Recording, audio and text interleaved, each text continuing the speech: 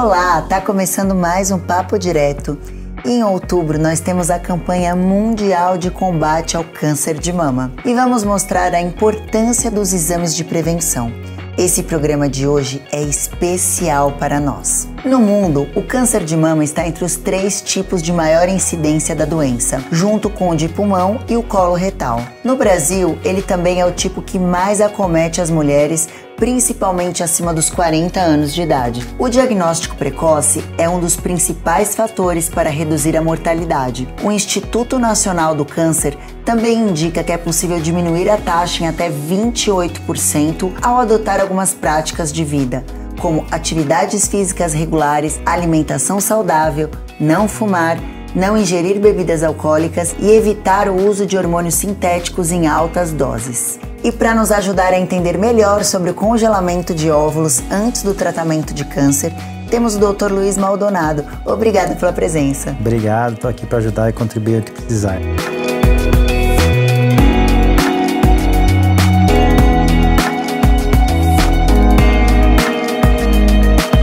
E hoje eu estou recebendo aqui a doutora Maica Volpato, que vai nos auxiliar a compreender melhor as informações sobre câncer de mama e sua prevenção.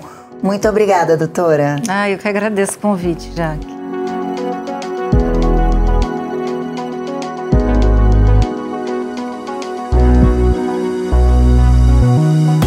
Outubro é o mês em que o mundo se volta para o combate ao câncer de mama. E eu gostaria de começar pedindo para vocês explicarem um pouquinho pra gente a importância dessa campanha na redução dos números de mulheres com a doença. Doutora, qual a importância dessa campanha? Então, o Outubro Rosa, ele é uma campanha que serve para poder conscientizar as mulheres, né, sobre a saúde da mama, a prevenção do câncer de mama e o diagnóstico precoce, para que a gente consiga fazer diagnóstico cada vez mais precoce, ter taxa de cura, né? Também, quanto mais precoce, menos invasivo é o tratamento, enfim. Então, visa conscientizar mesmo as mulheres a separar um tempinho, que seja outubro ou que seja outro mês, para cuidar das mamas. Mais saudável para evitar que venha aparecer o câncer, né?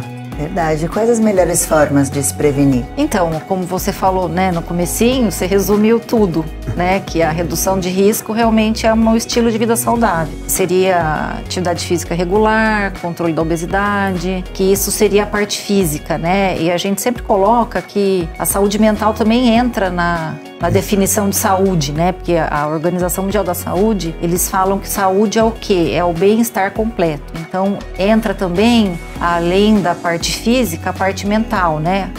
Religiosidade, a parte social das relações interpessoais. É muito importante isso, né? Da gente ter a saúde mental, da gente estar bem, estar bem espiritualmente, dormir bem, se relacionar, ser uma pessoa mais feliz, mais alegre. Faz sentido isso, que as pessoas mais felizes têm menor incidência de câncer? Você já viu?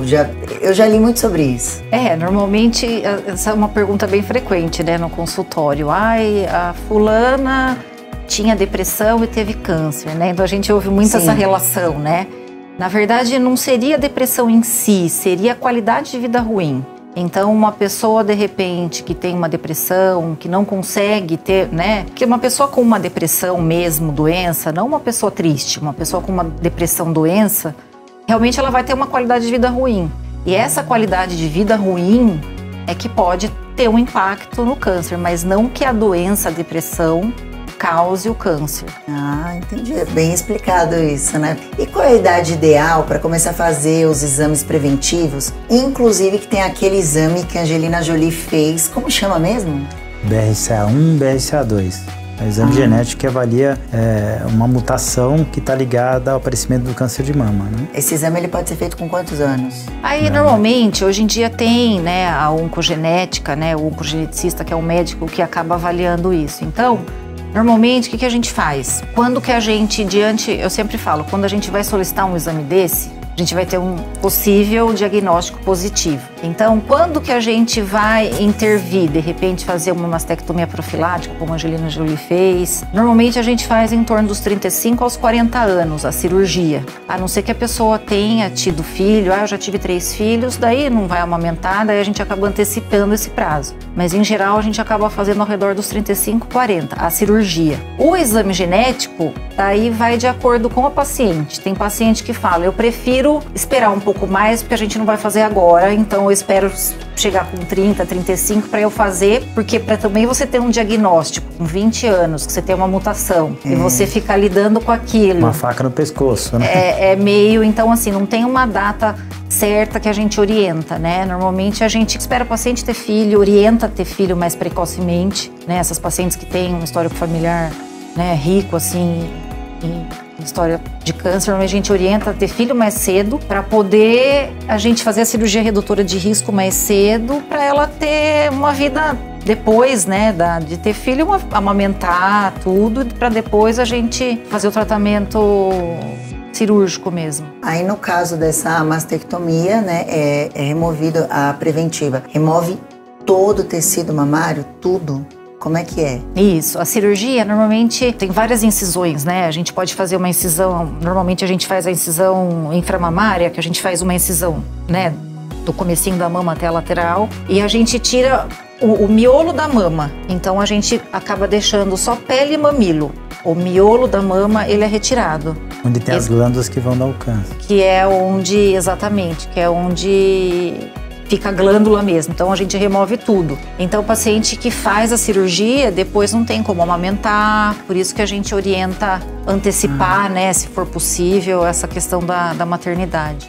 Mas esteticamente tem como ela usar uma prótese de silicone e ter um resultado estético igual de outras mulheres? O resultado estético, porque quando a gente fala de mastectomia, né, todo mundo pensa assim, é a cirurgia profilática, não, você tira e põe uma prótese, o peito vai ficar bonito, vai ficar durinho, etc e tal. E isso, quando a gente vai conversar com a paciente sobre uma cirurgia profilática mesmo, a gente não tá falando de estética, né? A gente tá falando de doença. Então, assim, para a cirurgia ser adequadamente, né, realizada, tirando todo o tecido mesmo, às vezes acaba ficando pode ser o melhor cirurgião plástico, pode ser o melhor para retirar, realmente às vezes não vai ficar como uma cirurgia de uma paciente que tem a mama e põe a prótese. Todo mundo pensa, né, nesse resultado estético, né? Tipo, e não é diferente, né? Uma pessoa que põe uma prótese, ela tem uma mama, a gente põe uma prótese, então a prótese só realça a mama. A paciente que retira a glândula mamária, realmente ela não tem glândula mamária, vai ser pele e prótese. Então a textura é diferente, o aspecto é diferente. Claro que acaba ficando, né?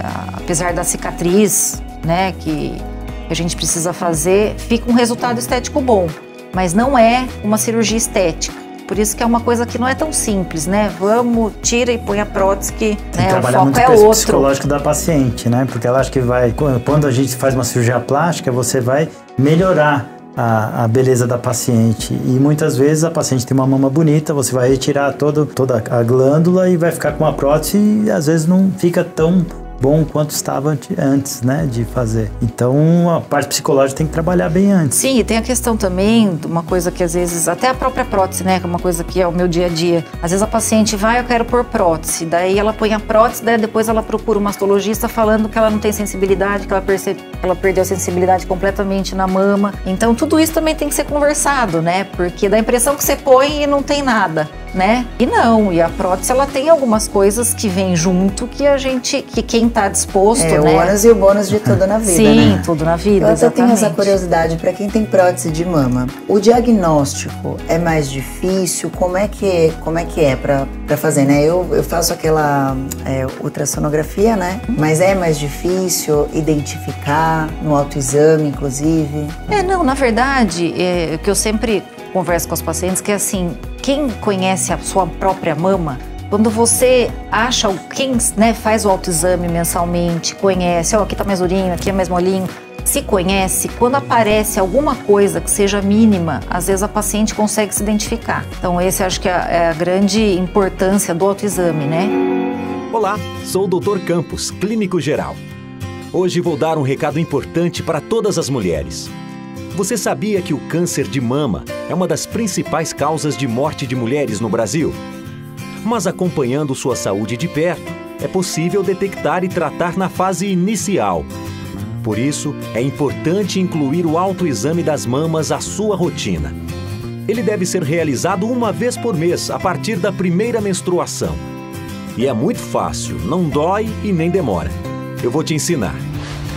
Na semana seguinte ao período menstrual, observe as mamas em frente ao espelho. Fique em pé e erga os braços. Repare se com o movimento aparecem alterações de contorno ou superfície.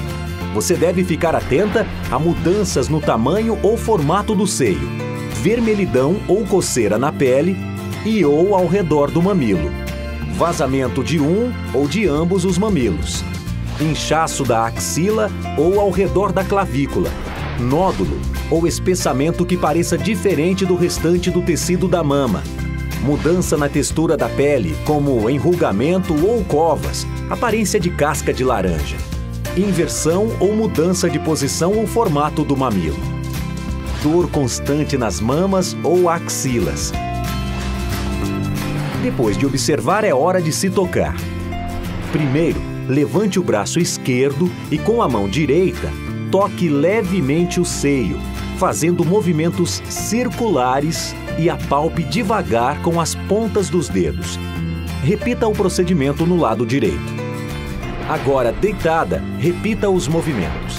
Levante o braço esquerdo e com a mão direita, toque levemente o seio, fazendo movimentos circulares e apalpe devagar com as pontas dos dedos. Repita o procedimento no lado direito. Manter uma alimentação saudável, praticar exercícios físicos e amamentar são atitudes que podem reduzir as chances de desenvolver o câncer de mama. Às vezes tem paciente que chega e fala, doutora, eu tô sentindo um nódulo, às vezes eu vou palpar e eu não sinto, a paciente sente. Porque ela tem a sensibilidade dela e ela conhece a mama dela, né? Que ela toca muitos anos a mama dela, né? Que a ideia é que você faça sempre após a menstruação, faça o exame mamário, né? Após a menstruação, porque já desinchou um pouco, depois da menstruação fica meio dolorido o seio e ela palpa a mama sempre após a menstruação. E muitas vezes tem gente que diz que a prótese, por ser retromamária, ela empurra a mama para frente, fica até mais fácil de palpar um nódulo. Né? Tem gente até que diz que tem esse benefício, né? Que interessante. Mas assim, em relação ao autoexame, né, não muda. Quem se conhece vai identificar com prótese e sem prótese. Em relação à mamografia, que também as mulheres com prótese têm que fazer mamografia, com a mesma coisa, mesma conduta de quem usa prótese e quem não tem. Sim, eu é já a fiz, mesma. Vem a pele, assim, eles pegam, né? E daí tem uma manobra. Então, normalmente, diferente. isso, que normalmente quando a gente recebe mamografia, a gente vê duas incidências, né? Então, ele aperta assim e aperta assim. A prótese tem uma manobra para deslocar a prótese para a gente ver uma outra incidência. Então, assim, as mulheres que usam prótese acabam precisando fazer uma incidência a mais, ou às vezes outras, além da, chama manobra de Eklund, que é essa manobra de mobilização da prótese. Ou às vezes mais por causa da própria alteração, né? Toda paciente que tem cirurgia mamária, que seja mamoplastia, que seja a prótese, que acaba tendo uma cicatriz, né? Então, às vezes acaba aparecendo algumas alterações mamográficas que às vezes é só cicatricial pós-cirúrgico. Então, às vezes acaba precisando de incidências a mais para visualizar essas alterações, né? Uma coisa que pode acontecer também, que as pessoas não comentam, é que como a mamografia ela pressiona um pouco, isso pode fazer com que desloque a prótese ou até rompa a prótese. Né, uma prótese mais antiga pode acontecer, né? É muito raro acontecer, mas é possível. Então, sempre fazer num lugar adequado, com uma pessoa que tem uma experiência para poder apertar da forma adequada a mama, para que isso não ocorra, né? As próteses mais precoces, que foram colocadas mais precocemente, assim, a partir de 1 ano que você começa a fazer, pode dar esse deslocamento da prótese e você perder a cirurgia, ter que refazer, fazer uma outra apexia dessa prótese. E as próteses que têm mais de 10 anos, às vezes já tem uma contratura, já estão mais envelhecidas, às vezes um apertão muito grande pode romper a prótese também. É uma coisa rara, mas tem que ser dito, né?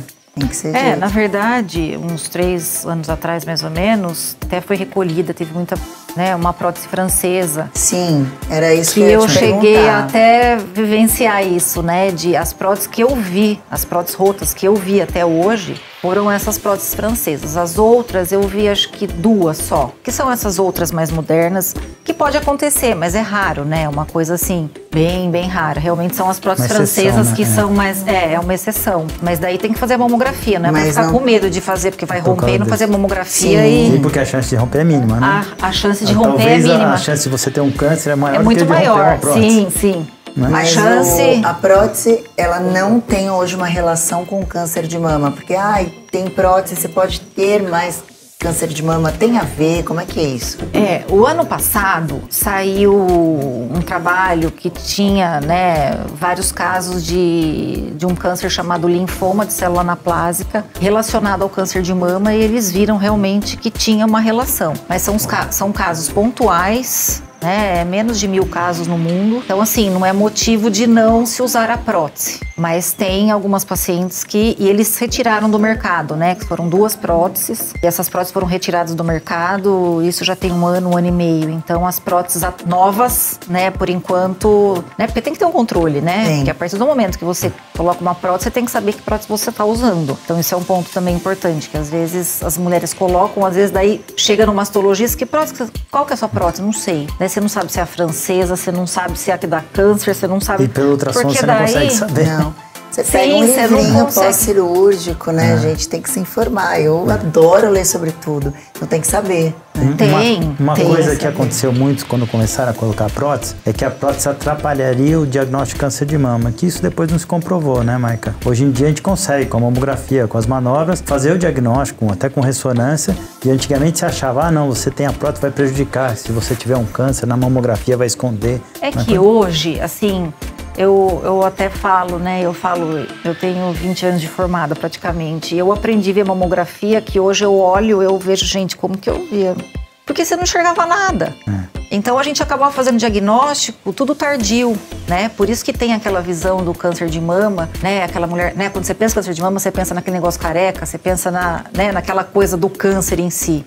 Mas hoje as mamografias são muito mais modernas, tem mamografia digital, tem a tomossíntese, que é uma mamografia que você consegue 90 cortes da mama, que é uma coisa que tem disponível pra gente. Ressonância, né? Tem a ressonância, que é um exame, se a gente tiver dúvida na mamografia, na tomossíntese, a gente consegue ter a ressonância. Então, assim, hoje, no caso a prótese, ela não seria um fator que atrapalharia, né? O importante é a paciente ter a regularidade do exame anual e diante de alguma diferença, a gente faz controle precoce, né? Repete em 6 meses, em vez de 1 ano. Então, assim, o importante é o autoexame. Doutora, o que é o exame genômico?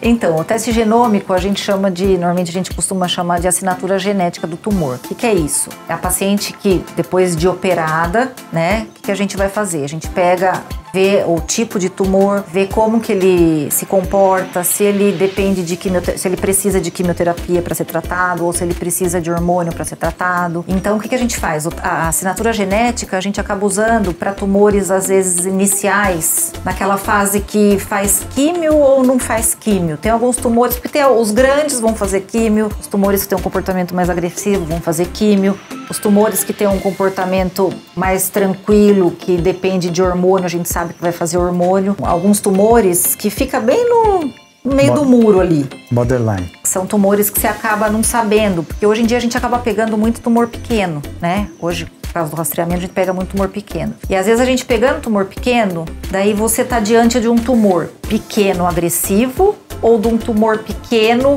que não é agressivo. Quando ele cresce, você já vai saber como que ele se comporta. Quando você pega pequeno, às vezes você não tem essa ideia. Então, a assinatura genética a gente usa para alguns casos, não é para todo mundo. Então, alguns casos a gente acaba usando para ver se a paciente realmente vai precisar fazer quimioterapia. Então, seria uma forma da gente tratar o câncer de mama só com medicação via oral, que é a hormonioterapia. Ah, que interessante. Esse aí é um negócio novo, né? Ainda não tá divulgado. Como é que é? O pessoal já tem acesso? Ainda no SUS não tem acesso. No convênio também não tem acesso. Até uns 2 anos atrás, a gente tinha que levar a lâmina para os Estados Unidos, tinha que acabar fazendo o exame fora. Hoje a gente está começando a conseguir fazer tudo por aqui mesmo. Então é um exame Ele, hoje em dia, ele custa em torno mais ou menos de uns 10, 12 mil reais, mais ou menos, é o preço do teste. E em breve, no Hospital Pérola Baito, tem um projeto lá tem algumas pacientes que estão sendo testadas com esse teste. E eu acho que é questão de tempo, né? Porque assim, se você pensar em termos de saúde pública, às vezes você pensa, né? Nossa, 12 mil reais é um teste, mas um tratamento quimioterápico, cada sessão de quimioterapia é, sei lá, 4, 5, dependendo da droga, ou mais, né? Então, assim, o teste genético, ele é barato pelo que ele oferece, né? É só você selecionar adequadamente quem é paciente que talvez vá realmente se beneficiar de não fazer a quimioterapia. Olá, seja muito bem-vindo, seja muito bem-vinda. Eu sou o Kiko. Eu sou a Francine. E a gente veio aqui perguntar se vocês conhecem o MD1.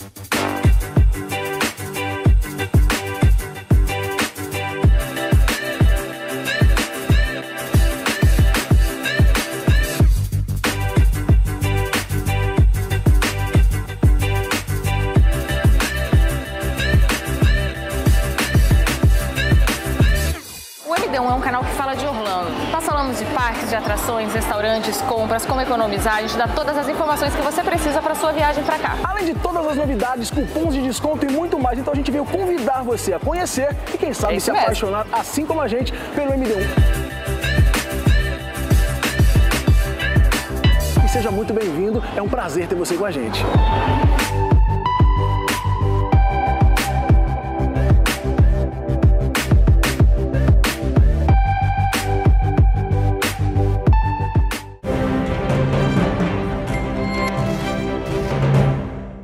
Reinventar. Esse verbo transitivo direto, presente na nossa língua, às vezes parece carregar no seu significado uma fina camada do contraditório. Ora, poderia algo que já foi inventado ser inventado de novo? Por isso que o belo da reinvenção talvez seja mesmo essa dualidade da palavra que abre espaço para a gente meditar sobre como mudamos nossas vidas. Reinvenção, com Evandro Santo, aqui na TV WA.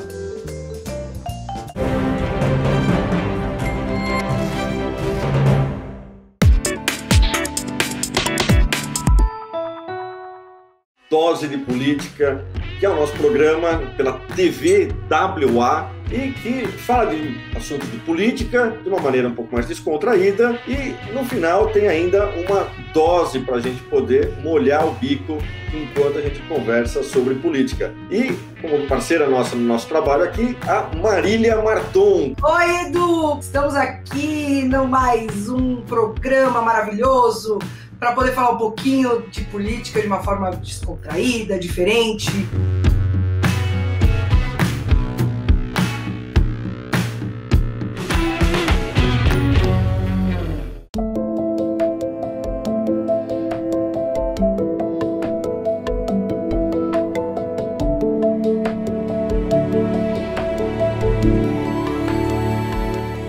Fui muito honrado pelo convite da TV WA, no sentido de fazermos um programa levando às pessoas que nos assistem o direito, a interpretação dele, tudo que dele deflui, e de uma forma mais popular, mais informal e tudo mais.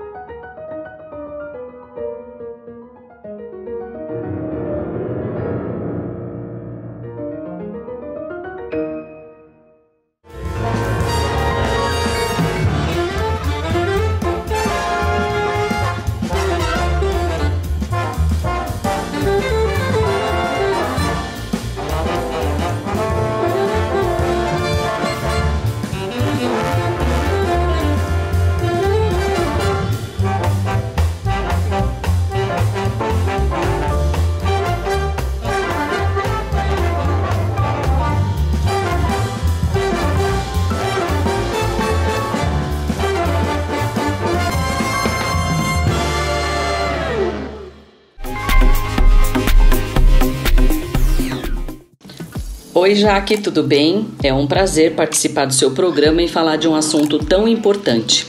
Bom, a minha história começa em 2009, quando em junho eu detectei 3 carocinhos no meu seio.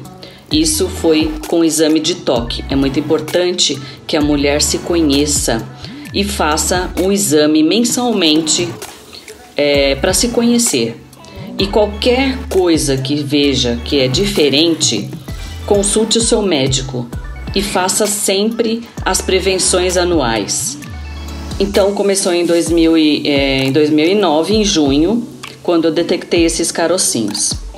Em agosto, eu passei com a mastologista e ela detectou realmente que eu estava com um tumor. Era um câncer de mama que já estava com uma extensão de 11 centímetros. Eu passei por várias cirurgias. A minha primeira cirurgia durou 9 horas e meia. E depois disso, sessões de quimioterapia, sessões de radioterapia. Foi muito difícil, mas hoje eu tô aqui. Tô saudável, tô com a minha vida normal. É difícil, mas você tem que insistir e ter fé, porque tudo dá certo. Não pode desistir. São momentos que você vai sentir que a vida tá acabando, mas você tem que ter força. É a cabeça da gente. Você vai olhar para as pessoas e vai ver que elas estão desesperadas pela sua situação, mas você tem que ter força de vontade. Que história de superação, hein, gente? E como funciona a mulher que descobriu que está com câncer, mas quer ter filhos? Tem como congelar os óvulos? Hoje em dia as mulheres elas deixam, protelam muito a gestação, né? Então é muito frequente. 30% dos nossos pacientes têm 40 anos ou mais, né, que vêm tratar com a gente. Pelo modo de vida hoje, né? Pelo modo de vida hoje, principalmente em São Paulo, trabalhando até mais tarde, né? Conquistando, realizando, né, a pós-graduação, mestrado, doutorado, alcançando um espaço, um emprego, uma remuneração, comprando sua casa e acaba deixando a maternidade mais para frente, né? E às vezes se surpreende com câncer de mama um pouco mais precoce, né? Com 30, 38 anos, 39 anos, 40 anos e não tinha realizado a parte da maternidade. Então, num momento tão difícil da paciente de encarar uma doença dessa, às vezes se apegar a um congelamento de óvulos é a única parte positiva que pode ter nesse caminho, né?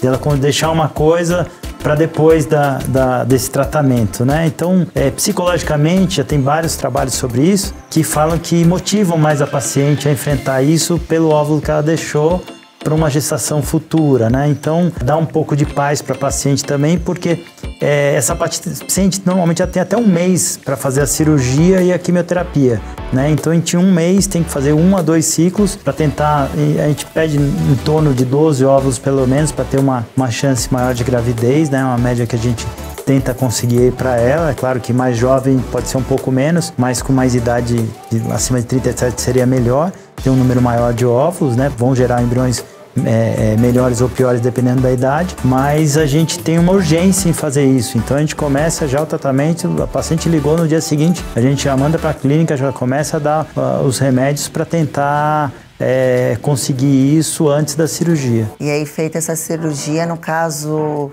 se for só uma cirurgia preventiva, né? No caso, a mastectomia preventiva é mais fácil. Agora, se a paciente tiver que passar por um tratamento de câncer, depois de quanto tempo ela vai poder engravidar? Então, depende muito da liberação do oncologista, né? Quando passa, normalmente são 5 anos, né? Que eles pedem na grande maioria dos cânceres, né? Se a paciente teve um câncer in situ, que não estava enraizado, que não estava... Às vezes, antes disso, eles já liberam. Em torno de 2 anos, mais ou menos. Depende muito do tamanho do tumor, da histologia do tumor. Tipo. Então, o oncologista vai avaliar o risco para ela, né? Se você tem um câncer de mama durante a gravidez, é uma coisa muito grave, porque a gravidez é considerado um estado de imunodepressão, porque você está nutrindo você e uma criança. Então você baixa um pouco a sua defesa, né? Então o câncer, teoricamente, ele evolui mais rápido em mulheres que estão gestantes do que não gestantes, diferentemente quando você está com câncer sem uma gestação. Porém, a gente tem resultado muito bom, a chance dela engravidar, se ela tiver que engravidar depois de 5 anos, a chance dela engravidar é a mesma da idade que ela congelou o óvulo. Então, a gente dá essa tranquilidade para a paciente, e eu acho muito positivo isso no momento de só notícias ruins, né? Nossa, é verdade, muito legal isso. E tem uma idade limite para o início dessa gravidez? A gente normalmente tenta com que essa gravidez aconteça antes de 50 anos. Acima de 50 anos, a gente investiga a parte cardiológica, os riscos de diabetes, a saúde dessa paciente e discute com o clínico e vê... Mas ainda assim é possível acima de 50? Eu tenho paciente que mais idade foi 57 anos. Ela já está lá na menopausa. Nossa, mas tem que ter um pique, hein? Porque criança tem que ter pique, mas eu não sabia disso, que era possível. Mas eu já vi de 60, 62. Nossa, não sabia que era possível. Não é fácil. Essa paciente era espanhola, depois de 10 anos ela veio para mim e falou: doutor, tô indo embora do Brasil, porque no Brasil eu tenho que trabalhar para sustentar minha filha, e lá na Espanha saúde é de graça, escola é de graça, minha mãe tem uma casa lá disponível, a aposentadoria lá é muito melhor que aqui. Então eu vou pra lá e vou viver feliz lá. E foi embora. Aí engravidou. E tem idade limite pra congelar o óvulo? Tem idade limite? Não tem uma idade limite. O que a gente pede é... ontem até passou uma paciente, 35 anos. Falou: olha, terminei meu relacionamento, tô com 35 anos. Seria uma idade que começa a cair a qualidade do óvulo, mas principalmente depois dos 37.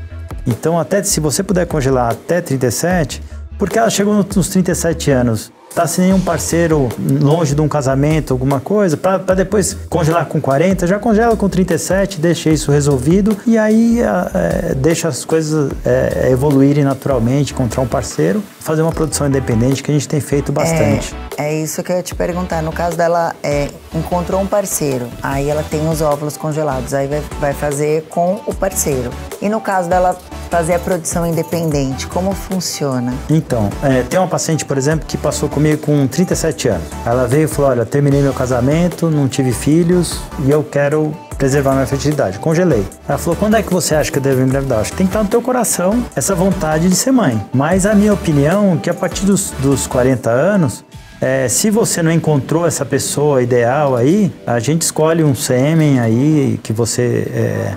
Normalmente eu peço para escolher parecido com os namorados. Se você deixar, elas escolhem todo um Brad Pitt. 1,90 m, loiro de olho claro. E ela só teve namorado baixinho e gordinho, né? Nossa, então, porque é um papel em branco, né? De repente ela vai se relacionar e esse cara vai poder pôr o nome dele lá de pai, né? Então, eu normalmente sugiro que elas procurem pessoas que atraiam mais o tipo de biofísico de atração delas, sim, né? Porque de repente depois ela começa a namorar e de repente casa e aquele pai... E ela escolheu um semi-japonês. Tem um caso assim da Karina Bach, né? Ela fez uma produção independente, depois, agora ela casou e o rapaz parece que registrou vai a criança assumir, como então, é um papel pai. em branco. Então... E ela escolheu um menino muito parecido com ela e até com o pai que ela... Então, eu acho que... Daí a gente tem um biotipo do que você se atrai, né? Isso isso não é antiético, né? Você escolher o tipo físico? Não. E no caso do sexo, pode escolher? Então, o sexo é antiético, né? É liberado tudo que for sexo, estética, parte estética. Por exemplo, na Alemanha agora saiu, acho que foi no final do ano passado, um probe que avaliava a cor de olhos. E a Alemanha foi nazista aí, que é aprimoramento de raça, justo lá fizeram esse probe para selecionar a cor de olho. E aí foi proibido porque a criança não vai ter mais ou menos saúde porque tem um olho claro ou escuro, né? Então foi proibido o uso desse probe, a venda, a comercialização desse probe. Mas é possível, teoricamente é possível.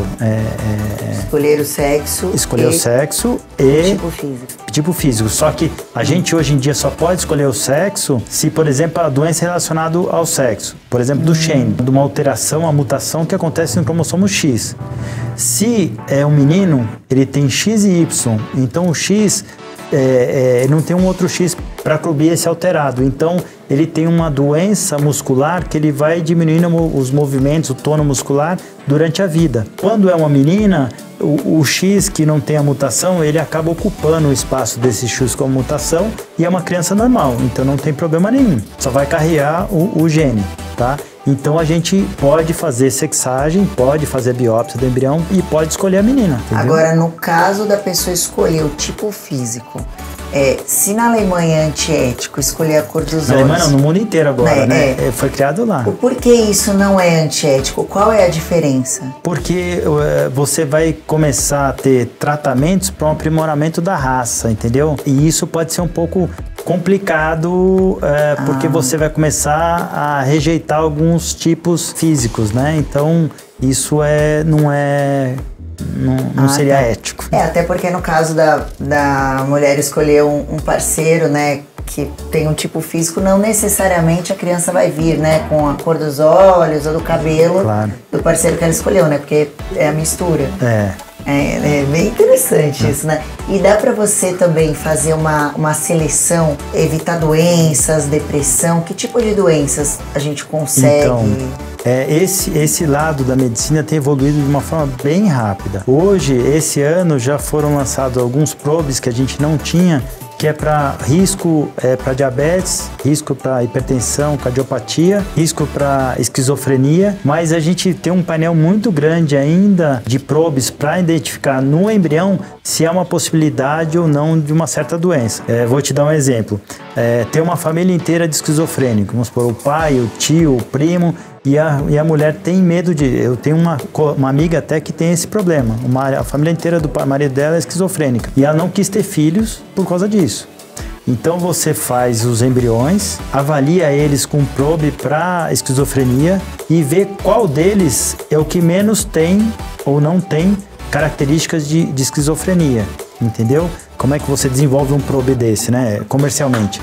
Você pega sangue de um monte de esquizofrênicos, avalia a semelhança dos genes em todos esses pacientes e faz por inteligência artificial um cruzamento desses genes, que são milhares que a gente tem. Com isso, eles identificam um padrão para isso. E esse padrão, eles fazem um probe com chave fechadura. Quando esse padrão se fecha, essa criança pode ter uma tendência a ser esquizofrênica. Não é 100%. Que se está alterado vai ser, mas a chance é bem maior. É verdade que o tratamento pode evoluir para infertilidade? O tratamento de câncer. Quimioterapia. Da quimioterapia. Quando a gente fala de câncer, é aquilo que eu falei, a gente coloca tudo no mesmo, né, no mesmo saco, sei lá. E o que acontece? Tem alguns quimioterápicos que acabam sendo mais nocivos ao ovário, outros menos, né? Mas a idade da paciente, né, Les?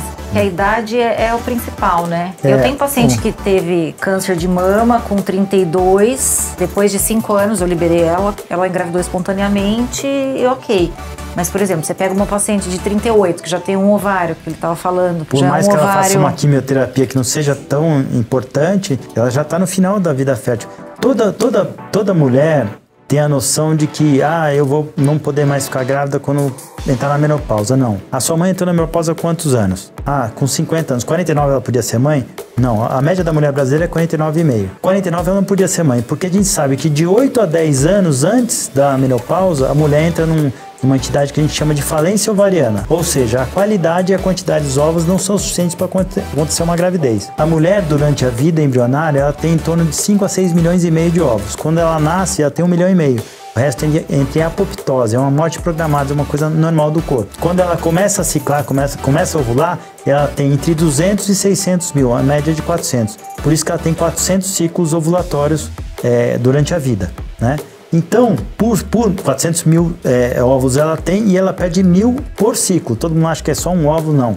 Teoricamente, você perde 1.000 por ciclo, tomando ou não tomando anticoncepcional. Tem muita paciente que fala, não, se eu tomar anticoncepcional... E se não menstruar? Vai guardar Você só não vai ovular, mas você vai entrar... Se você guardar o ovo, ele tá guardado lá para quando você precisa usar, entendeu? Por isso que é importante essa questão de guardar e é pouco divulgado aqui no Brasil, né? Isso, infelizmente. E até para pacientes com câncer, né? Não sei, pelo menos é que você vê a reprodução. Eu vejo a paciente oncológica, então as minhas pacientes, que, né, porque o congelamento de óvulo e liberar para fazer indução de ovulação, né? Hoje a gente tem mais segurança para fazer isso, né? É uma coisa que tá cada vez mais no dia a dia nosso, então é uma coisa que faz parte. Mas assim, há 10 anos atrás a gente não tinha isso. Então a minha experiência foi essa. As pacientes que de repente fizeram químio com 30, com 35, a maioria engravidou. Né? Agora você pega as mais velhas frente, que já estão no final da vida fértil.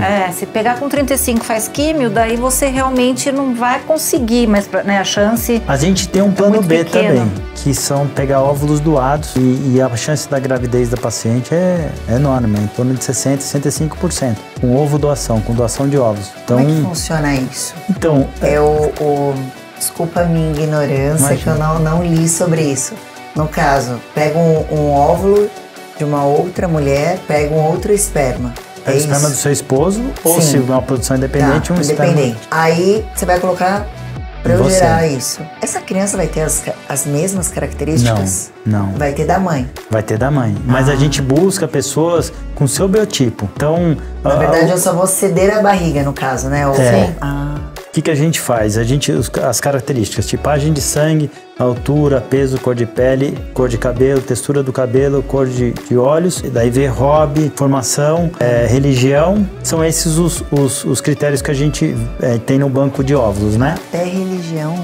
Porque tem paciente, isso aqui eu não quero, essa religião eu não gostaria, e gosto não se discute, né? Se lamenta. Então tem gente que tem essa limitação, então a gente tem essas informações e mostra pra ela, o banco de óvulos é esse, eu sugiro pra aparecer com você. Tem paciente que prefere não falar assim, olha, eu não importo o que vier primeiro aí, eu ia adotar, eu tenho até um caso engraçado, uma paciente que ela falou assim, doutor Luiz, ela é oriental, o marido oriental. Ela falou assim, doutor Luiz, pode ser qualquer coisa que tiver aí, a primeira coisa que tiver, porque eu ia adotar mesmo, então eu quero... Falei, olha, eu vou fazer o seguinte, não tem óvulo, a gente tem uma dificuldade em óvulo de oriental, né? Oriental não doa muito e a gente não tem tantos disponíveis, né? E ela falou... eu falei, vou pegar uma paciente morena de cabelo preto liso que pelo menos não fica destoando tanto, né? E as duas crianças nasceram gêmeos, nasceram japonesinho. Igualzinho.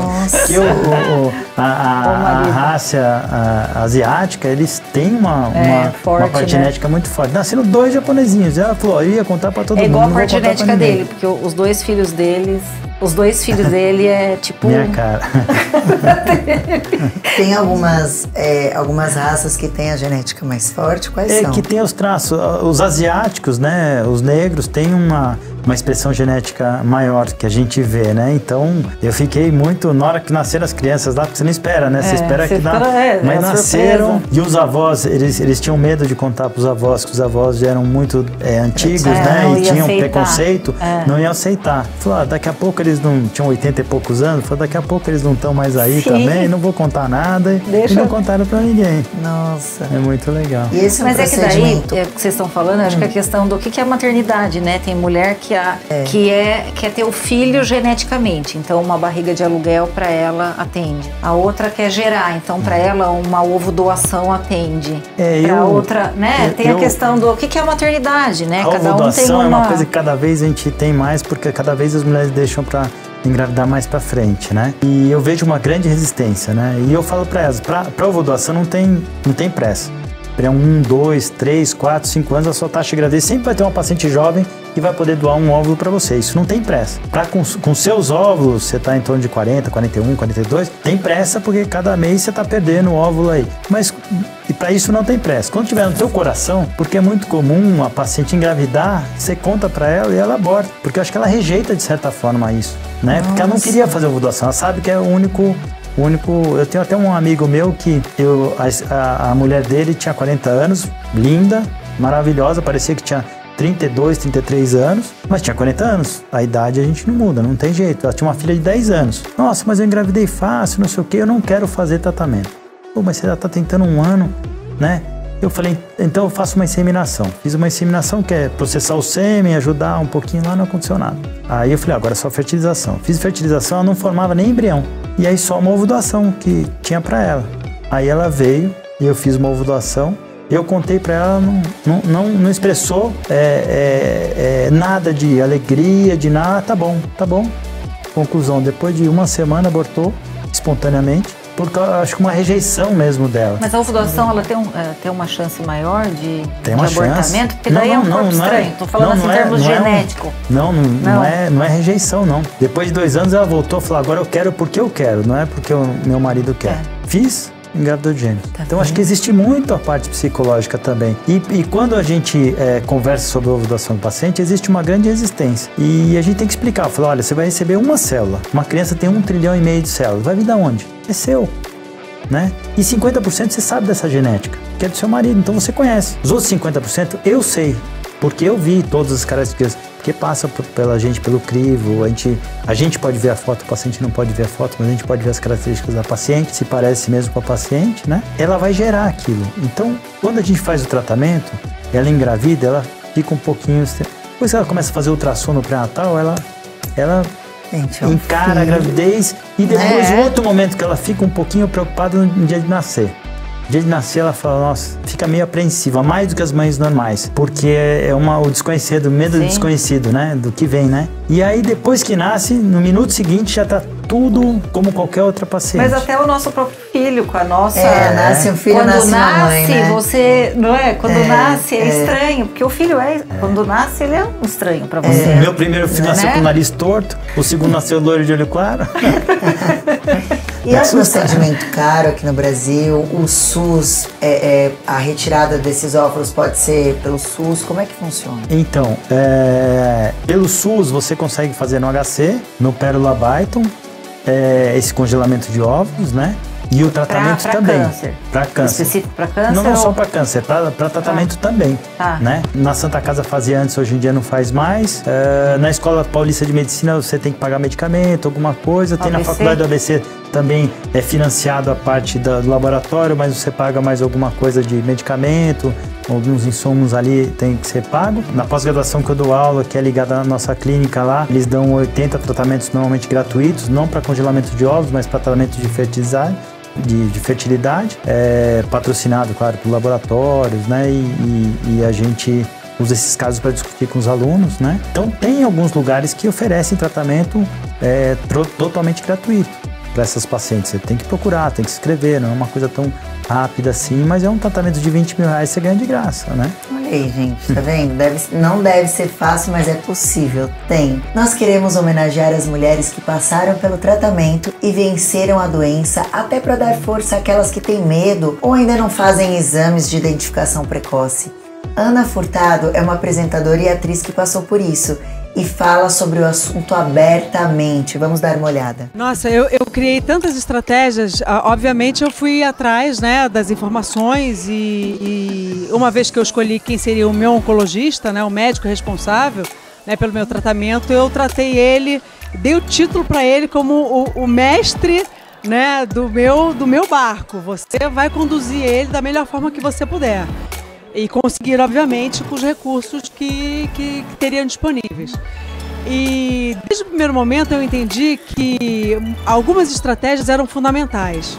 Então não dá para falar aqui todas, mas duas foram muito importantes. A primeira, a alimentação. A alimentação foi uma grande aliada para mim durante todo o processo de tratamento, porque através da alimentação eu consegui me equilibrar, né? Para vocês terem uma ideia, eu não enjoei, eu sabia exatamente o que eu podia comer, de que forma comer, os horários que eu poderia comer, enfim, isso realmente é muito importante. Então eu tive uma qualidade de vida durante o meu tratamento oncológico excepcional. É claro que a cabeça também funciona muito. Eu acho que se tivesse que também destacar um terceiro fator é isso, né? É o otimismo, é ter fé, é ter coragem, não é perguntar por que comigo e perguntar por que não comigo. Né? Se aconteceu comigo é porque existe algum motivo. E qual é o propósito disso, né? E a outra coisa que também me fez sair muito fortalecida percorrer essa trajetória de uma maneira menos impactante, de uma forma muito mais leve e vigorosa, foi a atividade física, que obviamente eu não treinei do jeito que eu treinava antes do tratamento, mas eu tive a certeza de que fazer o meu corpo se mexer, se movimentar, né, se sentir vivo, transpirar, sentir o meu coração batendo, aquilo era uma injeção não só de ânimo, mas de vida para mim. A vida não é feita do futuro, né? A vida é feita do dia de hoje. Então, viva a vida plenamente com isso em mente, tá bom? Que história de superação, hein, gente? É isso aí. E doutora, será que a gente pode mostrar um pouquinho pra mulherada de casa como fazer esse autoexame? Sim, todo mundo fala como, né? Como autoexame, fazer, autoexame. E às vezes não sabe né, como fazer realmente. Ou fica insegura, né? Sim, muitas, que é uma coisa. Daí normalmente é assim, a gente pode ou deslizar. Então você tem que primeiro, né, não esquecer da mama inteira. Você apalpa a mama inteira. Você palpa a mama inteira. Então ou você faz palpando, assim, dedilhando ou deslizando. E você pode fazer combinado. Então, por exemplo, às vezes na lateral é mais fácil deslizar. Às vezes a parte aqui da frente é mais fácil. Daí você vai achar a forma que fica mais fácil para você. Inclusive bem perto das axilas também, que falam que é perigoso aqui, né? A mama, ela vem até a linha axilar média. Aqui, gente. Isso, então a mama vem até aqui, a axila tem que ser palpada. E embaixo da clavícula aqui, e em cima da clavícula também são lugares que a gente pode palpar. Aqui é considerado câncer de mama? A mama vem até a clavícula. A mama, a glândula mesmo, ela vem em linha parasternal. Vem né, a clavícula, quinto espaço, que é a base mesmo da mama. Todo esse espaço. E a linha axilar média. Vem até realmente até a metade mesmo da axila. Já palpa inteiro tudo, né? E daí, normalmente, a gente orienta a fazer isso uma vez ao mês, né? Como o doutor Luiz falou. Se olhar no espelho, né? Levantar os braços, né? Isso, a palpação, levanta o braço, vê se o mamilo entra pra dentro, vê se tem alguma depressão, né? Que às vezes você olhando, normalmente você não vê. Às vezes você elevando o braço, às vezes você vê o tumor retrair a pele. Então, por isso que é importante levantar o braço, né? E daí, assim, tem paciente que às vezes prefere no banho, porque passa sabonete, fica mais liso, fica mais fácil, né? Às vezes é interessante também fazer no banho em pé e deitada. Sei lá, um outro dia, vai passar hidratante, deitada, porque você tem sensibilidades diferentes. Às vezes tem paciente que consegue palpar o nódulo em pé e não consegue deitada. Então, assim, é bacana o autoexame também em pé e deitada, porque às vezes a gente consegue ver numa posição e na outra não. Olha só, eu não sabia desse deitado. Novidade. Tem nódulo que às vezes a gente consegue palpar sentada, em pé, e na hora que deita você não consegue achar. Então, as duas posições... paciente vir pra gente e falar assim, doutora, eu não consigo fazer autoexame. Porque eu palpo, eu tô sentindo um monte de carocinho na mão. Eu falei, pois é, quanto mais você faz, mais você vai ficar acostumado com esse carocinho. Quando aparecer um carocinho diferente, você vai ser a primeira a perceber. É isso que eu falo. A grande maioria das vezes é a paciente que faz o diagnóstico, não é a gente. Porque ela já percebe muito, porque ela palpa aquela mama a vida inteira. Quando aparece qualquer coisinha, um detalhe, ela já palpa. Às vezes até a gente não consegue perceber muito bem, né? Porque é a primeira vez naquele ano que a gente tá palpando aquela mama, né? Mas ela já consegue perceber, muito precocemente. Delba Ramalho, é isso aí. E doutora, além do exame de toque, o que mais a gente faz para se precaver contra o câncer? Então, o autoexame a gente faz uma vez por mês só, não é para ficar palpando todo dia. Uma vez por mês é super suficiente. O exame médico, normalmente ele deve ser feito anualmente, né? Normalmente na visita do ginecologista, normalmente quem faz o primeiro atendimento, normalmente são os ginecologistas mesmo, então eles fazem e se tiver alguma intercorrência, alguma dúvida, eles encaminham ou eles mesmo encaminham aquelas pacientes que têm alto risco, história familiar. Então, assim, algumas pacientes realmente são seguidas pelo mastologista junto com o ginecologista. Mas a população em geral, uma vez ao ano, o exame médico, ele é suficiente.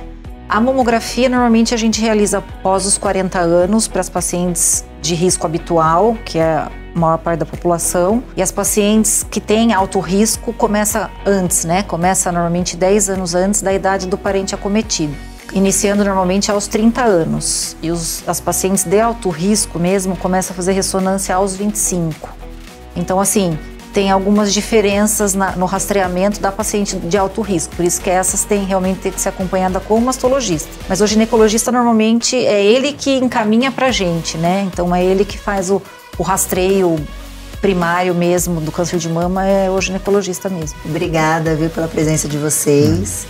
E todos os anos, mais de 66 mil mulheres receberão o diagnóstico de câncer de mama somente no Brasil. São mães, irmãs, filhas, avós, tias, companheiras. São mulheres incríveis que queremos que continuem do nosso lado e por isso estamos auxiliando, alertando e informando a todos para que o diagnóstico seja precoce e o combate efetivo. Muito mais do que apenas um mês no ano, nós mulheres devemos estar sempre atentas ao nosso corpo. Estamos juntas, mulherada!